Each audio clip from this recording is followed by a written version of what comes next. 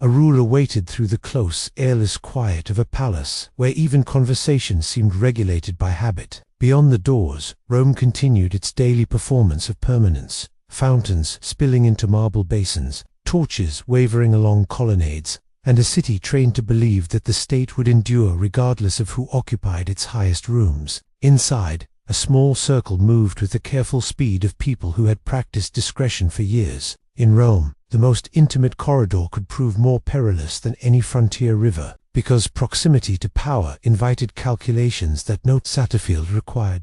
What followed his last hours was not public grief, but an official correction. Statues were removed, names were recut or scraped from stone. Senators spoke of liberty as though it had been restored by a single, decisive act. Yet, along distant rivers, soldiers who had been paid reliably and led with attention were said to have mourned, and administrators who had come to rely on order quietly noted what had been lost. He came to be remembered less for what he built than for what Rome later decided to say about him, because the voices that shaped the record belonged largely to the class he had humiliated, constrained, and frightened by later standards. His reign could read like a manual of surveillance and coercive politics by the standards of his own age. It could also resemble an emperor attempting to impose coherence on an empire too vast to be governed by charm alone. 15 years proved long enough for caution to harden into suspicion, and long enough for enemies to form not in camps and councils, but in the private rooms of the Palatine. Rome would come to call him the emperor from the shadows. His name was Domitian. The world. Welcome to the Epic History Tales channel. Subscribe to the channel if you want to watch similar videos. The world that made Domitian was an empire, still recovering from systemic shock. Only a generation earlier, the Julio-Claudian dynasty had turned Rome into a theater, where the emperor's household and the state were inseparable. Then the center failed. In AD 68 and 69, Nero fell, and 4 emperors rose and fell in rapid succession. Armies proclaimed their own candidates. The streets learned what it meant to hear marching boots, not as ceremony, but as leverage. Out of that chaos emerged a new dynasty. The Flavians, men who did not inherit Rome as a birthright, but secured it as a prize. Politically, the empire remained an autocracy draped in republican language. The Senate still convened, magistrates still wore ancient titles, and law still spoke in the old vocabulary. But decisive authority rested in one man's control of the legions, the treasury, and the machinery of appointment. Culturally, Rome worshipped order and display. Public life revolved around patronage, games, triumphal processions, and the constant enactment of Roman superiority. Beneath that confidence ran pressures that never slept. Frontiers demanded money and men. Provincial elites demanded recognition. The urban poor demanded bread. And the aristocracy demanded the illusion that it still mattered. In the streets, most people lived far below the marble heights of power. Crowded apartment blocks could burn in an hour. Work could be uncertain and seasonal. Hauling at the docks, crafting leather and metal, sweeping streets, serving in taverns, or laboring as enslaved people whose lives were measured in ownership rather than years. Survival in Rome could depend on the grain dole, a state distribution that kept hundreds of thousands from hunger and, just as importantly, kept them from unrest. Money in such a city was not an abstraction. It meant the difference between a full belly and an empty one, between a week of stability and a week of panic. In ordinary years, wheat might be found in the market at roughly a few sesterces per modius, and a common loaf might cost a handful of a small coin a laborer might earn in a day if fortune held. Milk, so familiar in later ages, was less central to Rome's urban diet. Watered wine, cheese, and porridge often replaced it, and what milk was sold could vary in quality and price. For the poor, small fluctuations, bad harvests, disrupted shipping, corruption in distribution could turn the city volatile. This was the environment Domitian would inherit. A world that demanded stability after upheaval and rewarded emperors who could keep the grain ships arriving, the soldiers paid, and the aristocracy compliant. It was also a world that had learned, with unsettling clarity, how quickly a ruler could be removed. That lesson would shape the boy growing up inside the first palace of a new dynasty. Domitian was born in AD, the younger son of Vespasian, a man from an Italian family of modest senatorial standing who rose through military ability and political survival. Domitian's mother, Domitilla, died when he was young, leaving him shaped largely by the atmosphere of ambition and uncertainty that surrounded the Flavian household. Unlike the heirs of older dynasties, he did not grow up with centuries of inherited prestige behind him. His family name did not cast an automatic spell. It had to be asserted, and sometimes enforced. His brother, Titus, older and already marked for leadership, drew public expectation. Titus shared the burdens of campaign with their father, served in command, and returned with the aura of conquest. Domitian remained in Rome,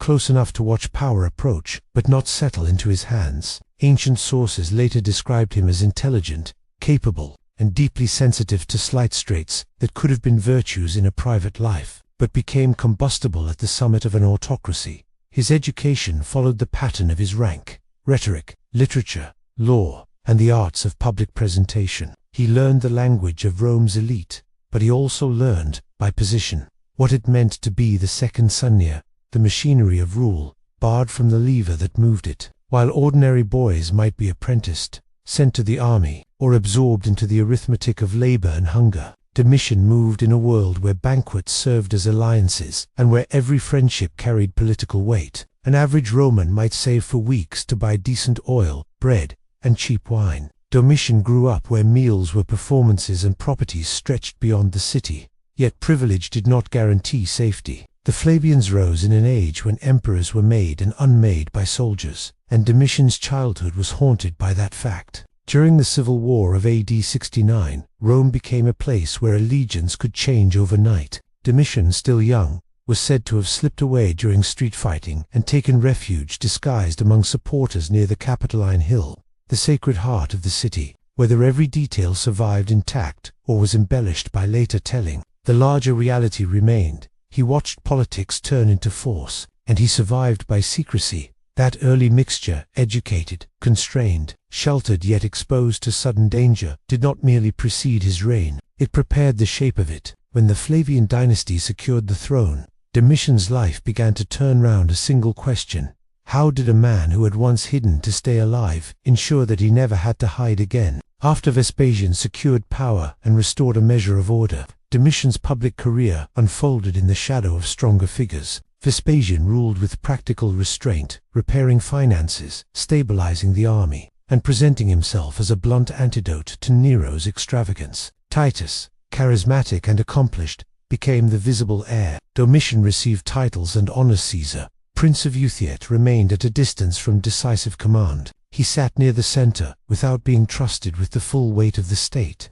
In Rome, ambition rarely grew in isolation. It grew in comparison. Domitian watched Titus praised and Vespasian respected, and he watched the narrow space left for himself. Ancient writers later suggested resentment and jealousy. Modern historians treated such portraits with caution, aware that hostile senatorial authors had reasons to sharpen Domitian into a warning. Even so, the basic structure of his experience was plain. He was a prince without authority. In an autocracy, that was a dangerous education because it taught a future ruler to equate power with personal security, and withholding power with humiliation. When Titus became emperor in AD 79, Domitian's status improved in title, but not necessarily in influence. Titus faced disasters that could have broken a weaker reign: the eruption of Vesuvius, the fire in Rome, and plague. He responded with energy and public generosity, and remained popular. Domitian waited beside a man who seemed to embody the kind of effortless legitimacy he lacked. If Domitian wanted the throne, time itself stood between desire and fulfillment. Then Titus died in AD 81. The cause remained debated. Ancient rumor hinted at poisoning or neglect, but clear proof did not survive, and sudden illness in a world without modern medicine was common. What was certain was the speed with which Domitian moved. He went to the Praetorian Guard, secured their loyalty, and was proclaimed emperor. In Rome, legitimacy often arrived wearing armor, and the guard's acclamation could turn a contested moment into a settled fact. He inherited not only supreme authority, but the financial and administrative machine that made emperors more than men. Imperial wealth was not simply accumulated like a merchant's profit. It was gathered through office, taxes, state lands, mines, confiscations, and the gravitational pull of favor. Under Domitian, finances were tightened, coinage was stabilized, and revenue increased. Building programs expanded, games were funded, Military pay was supported. The record suggested administrative competence, and competence in Rome was never politically neutral. It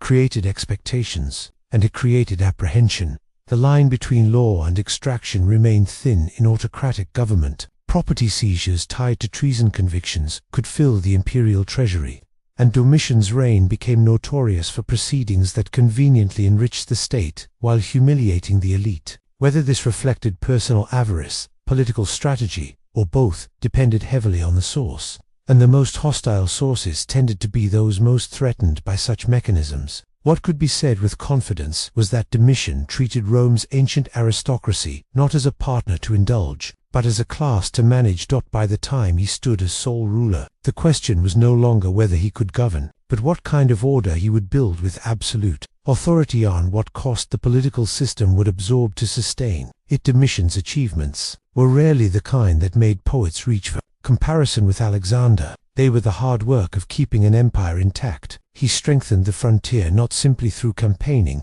but through investment. Along the Rhine and Danube he reinforced the line between Rome and the Germanic worlds beyond, funding roads, forts, and supply chains, unromantic structures that determined whether an army survived winter and whether a governor could move men fast enough to prevent a crisis. He campaigned against the Chatti in Germany and engaged in a complex, costly struggle in Dacia, where King Decebalus proved formidable. The Dacian conflict did not end in total conquest, but in a settlement that many Romans found humiliating. Subsidies and technical support provided to Decebalus in exchange for peace. Later emperors, most famously Trajan, reopened the conflict with more spectacular results. Domitian's decision could be read as weakness by those who demanded glory, or as realism by a ruler balancing multiple fronts and finite resources. Either reading carried consequence. It shaped how soldiers and senators judged him, and it left a memory of compromise that enemies could later exploit.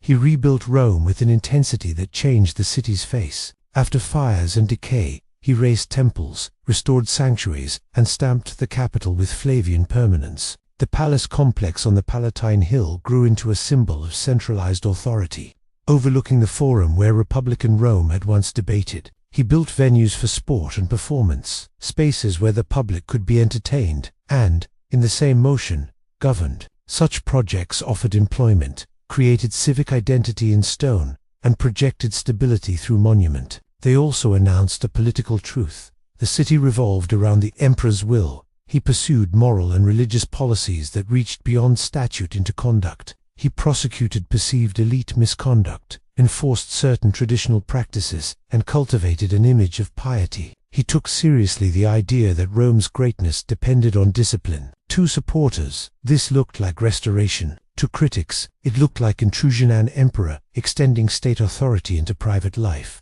The empire benefited from rigor. Fiscal discipline strengthened capacity, stabilized coinage, supported confidence. Attention to the army and frontier reduced immediate vulnerability. Yet each accomplishment carried a shadow. A ruler who could impose order so effectively also proved he could penalize with equal efficiency. Domitian's tightening grip on the elite created an atmosphere in which political life became a search for hidden adversaries. He solved the problem of instability by making stability depend on one man's vigilance. Over time, vigilance became suspicion, and suspicion became policy. As his rule matured, Rome began to feel less like a city governed by shared norms, and more like a court governed by anxiety. The same energy that rebuilt temples animated intimidation. The same discipline that strengthened the frontier turned inward against senators who still dreamed of significance. In that tightening space, conflict did not need to be invited. It formed naturally, as pride met coercion and self-preservation met paranoia. Power in Rome always produced rivals. But under Domitian, rivalry became inseparable from personal security. The Senate, already diminished, found itself treated not as a ceremonial partner, but as a potential conspiracy in permanent session. Domitian demanded forms of address that emphasized supremacy. Ancient sources accused him of encouraging language of divinity, suggesting the emperor as more than a man. Whether he demanded worship or merely tolerated flattery remained debated, and the evidence could be read in more than one direction. The political result, however, was clear enough: a widening gulf between imperial authority and senatorial pride. with humiliation accumulating like debt. Opposition took different forms, and Domitian's responses revealed what he feared most. Philosophers, especially those associated with Stoic independence, could be treated as threats, not because they commanded armies, but because they offered alternative loyalties and a moral vocabulary beyond imperial control. Domitian expelled certain philosophers from Rome, striking at the idea that moral authority could stand apart from the princeps. Officials and generals also became suspect. In an autocracy, competence could look like ambition. A governor who won victories might earn the loyalty of soldiers and become a whispered possibility in the capital, whether he sought it or not. Then came a direct rupture.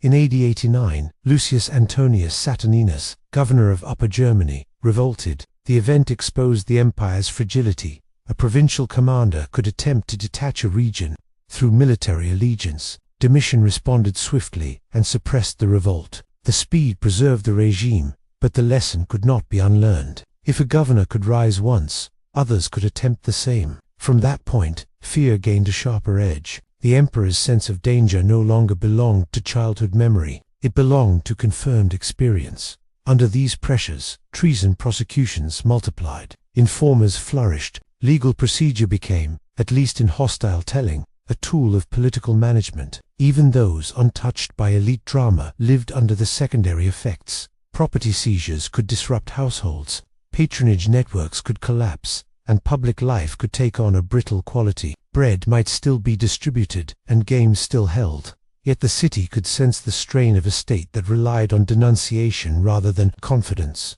Domitian's court became both shield and trap. Determined to be unassailable, he relied on a small circle that controlled access to his ear. In a palace, power often belonged to those who opened doors and carried messages. Those who lived closest to the source of authority lived under the weight of his suspicion and learned what survival required: restraint, flattery, and calculation. The logic of his rule began to close around him. The danger he feared at the borders was not what reached him. The danger formed in the corridor. In the last years of his reign, the atmosphere thickened further. Capital sentences and forced departures among senators continued. His isolation deepened. Ancient accounts described increasing apprehension, heightened precautions, and an attention to signs and rituals meant to secure control over fate itself. Some details may have been colored by later hostility, and the surviving record could not always be tested, but the direction was credible. The more he tried to eliminate threats, the more he instructed the people around him that their safety depended on his removal. Domitian's reign had demonstrated something Rome could not comfortably admit, that the Flavian dynasty could command the empire not through inherited sanctity, but through force of administration, institutional discipline, and logistical competence. It also demonstrated how easily competence could turn into repression. Without Domitian, Rome might have experienced a gentler, more conciliatory rule after Titus, one less openly antagonistic to senatorial pride. Without Domitian's reforms and frontier investments, the empire might also have faced greater instability sooner. His presence narrowed Rome's options. He made the state function, and in making it function through fear, he made enemies among every class that still possessed ambition. In September of AD 96, betrayal came from within. A palace official named Parthenius was often named among the organizers. A freedman, Stephanus, played a direct role, concealing a small blade beneath bandages, as if nursing an injury. Members of the Praetorian Circle were implicated. Domitian's wife, Domitian Longina, appeared in some ancient narratives as aware of the plot, though certainty remained impossible. The sources were fragmentary, often partisan, and eager to assign dramatic blame where proof could not be recovered. The motives were not singular. For some, it was self-preservation, the fear that they would be the next targets of accusation and financial ruin. For others, it was political calculation, a desire to end a reign that had reduced senators to trembling ornaments, and to restore a measure of dignity, if not power. For still others, it may have been personal grievance, the accumulated injuries of proximity to a ruler whose trust had evaporated. When the assault came, Domitian resisted and called for assistance that did not arrive. The palace, designed as an architecture of control, became the scene of his final vulnerability. Outside, the empire did not fracture. The administrative machine continued. That endurance was part of the bitter irony. He had built an order strong enough to survive his removal, but he had failed to build loyalty strong enough to prevent it. With Domitian gone, the Senate moved quickly. Nerva, an older man, acceptable to the aristocracy, was proclaimed emperor as a corrective. Then came condemnation with the peculiar fury reserved for fallen autocrats. Images were destroyed or altered. His name was erased from inscriptions in the ritual known as Damnatio Memoriae, the condemnation of memory. It was meant to do more than punish the dead. It was meant to teach the living what Rome claimed it would no longer tolerate. Yet memory rarely obeyed decree. On the frontiers, soldiers who had been paid well and treated seriously reportedly mourned him. Administrators who had benefited from his discipline remembered efficiency. In Rome, even where elites celebrated his fall, the structures he raised remained, and the habits he imposed lingered in law and administration. Nerva's reign proved brief and uneasy, and the empire soon turned to a soldier emperor, Trajan, to secure stability and implicit admission that Rome still needed the kind of strength Domitian had embodied. Even if it rejected the methods by which he had held it, his legacy became a battlefield fought in language as much as in stone. The most famous voices that described him, Tacitus, Suetonius, Pliny the Younger, wrote from senatorial perspectives shaped by fear, injury, and the moral satisfaction of survival. In their portraits, Domitian appeared as tyrant, harsh, suspicious, vain, increasingly erratic. Their works were not inventions, but neither were they neutral. They preserved the trauma of an elite class that experienced his reign as humiliation and danger. Later historians, working with inscriptions, coinage, administrative records, and a broader view of imperial governance, often saw a more complex figure. Domitian emerged as a capable administrator, attentive to the army, the economy, and frontier integrity. His building programs and fiscal measures suggested competence rather than mere extravagance. His severity toward the Senate, once framed simply as madness, could be interpreted as calculated control over a class that had repeatedly conspired against emperors. That interpretation did not absolve repression. It explained how effective governance could coexist with poisonous politics. Domitian mattered because he embodied an enduring dilemma of rule, the temptation to enforce stability through fear, and the way fear eventually returned to the ruler. He showed how an empire could be well managed and politically wounded at the same time. He also demonstrated how history itself could become an extension of political struggle, reputations constructed or destroyed by those who survived a reign and claimed the authority to describe it. The stone he raised continued to shape Rome's skyline long after his name was chiseled away. The frontier lines he strengthened continued to define imperial strategy. The administrative habits he enforced helped create conditions in which later emperors could present themselves as benevolent, without having to rebuild the machinery of state from ruin. And yet the manner of his end, brought down by intimates and condemned by the Senate, became a warning embedded in the very idea of autocracy. In the end, Domitian's story was not only cruelty or competence, tyranny or reform. It was the story of a boy who learned early that power could vanish in a night of fire and civil conflict, and who built a reign designed to make such a night impossible. He guarded the empire with walls of stone and walls of fear, and for 15 years those walls held. But no barrier rose high enough to stop a weapon. Already inside the palace, Rome tried to erase him, yet it could not erase the truth his life revealed. An empire could survive a ruler's removal, but a ruler rarely survived the loneliness created by absolute control. Domitian governed with the determination never to be vulnerable again, and in doing so he made vulnerability the one thing his court could no longer forgive.